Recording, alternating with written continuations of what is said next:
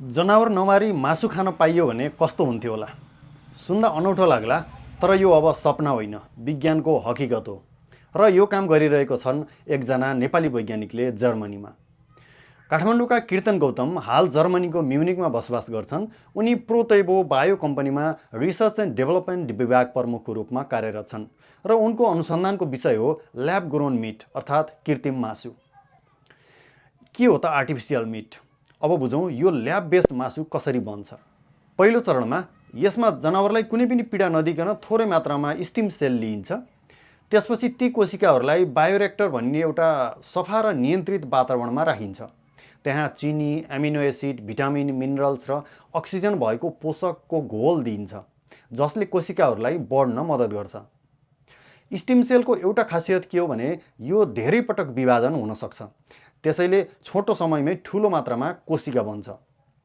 त्यसपछि वैज्ञानिकहरूले स्काफोल्ड अर्थात् एउटा संरचना प्रयोग गरेर यी कोशिकाहरूलाई मांसपेशी र बोसोका कोशिकामा विकास गराउँछन्, ठ्याक्कै असली मासु जस्तै। र अन्तमा त्यो टिस्यु सङ्कलन गरेर बर्गर, नगेट वा किमा जस्ता परिकारमा राखिन्छ। यदि यो प्रविधि सफल भएमा मासुकै लागि जनावर मार्नु नपर्ने स्थिति आउन सक्छ। प्रोतेबो बायो कम्पनीको मुख्य उद्देश्य पनि यही हो, जनावर मैत्री, वातावरण मैत्री र दिगो खाद्य प्रणाली विकास गर्नु। कीर्तन गौतमका अनुसार उनीहरू निरन्तर अनुसन्धान गरिरहेका छन् र यो कम्पनीले अनुसन्धान मात्रै गर्ने हो, अनुसन्धान सकिएपछि उत्पादन अर्कै कम्पनीले गर्छ। कीर्तनको व्यक्तिगत जीवन यात्रा पनि उत्तिकै प्रेरणादायी छ।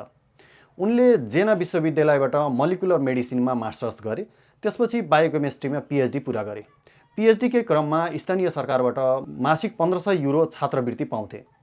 पिएचडी पछि उनले क्यान्सर प्रारम्भिक चरणमै पत्ता लगाउने अनुसन्धान गर्ने कम्पनीमा 3.5 वर्ष काम गरे।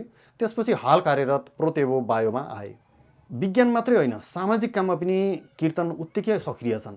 उनले र उनका साथीहरूको टिमले मिलेर जर्मनीमा नेपाली रुट्स नामक गैर नाफापूर्ण संस्था स्थापना गरेका छन्। यसको उद्देश्य हो जर्मनीका विभिन्न सहर क्षेत्रमा काम गर्ने नेपालीहरूलाई एउटै प्लेटफर्ममा जोड्नु र ज्ञान, सिप र अवसर सेयर गर्नु।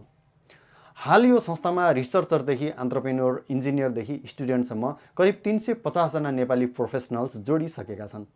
गत वर्ष अगस्तमा यो संस्थाले म्युनिकमा नेपाली रुट्स कन्फरेन्स पनि सम्पन्न गरेको थियो। विदेशको धरतीमा बसेर विज्ञान, समाज र नेपाली समुदायको लागि एकसाथ काम गरिरहेका कीर्तन गौतम हाम्रो डायस्पोराको गर्वको नाम हुन्।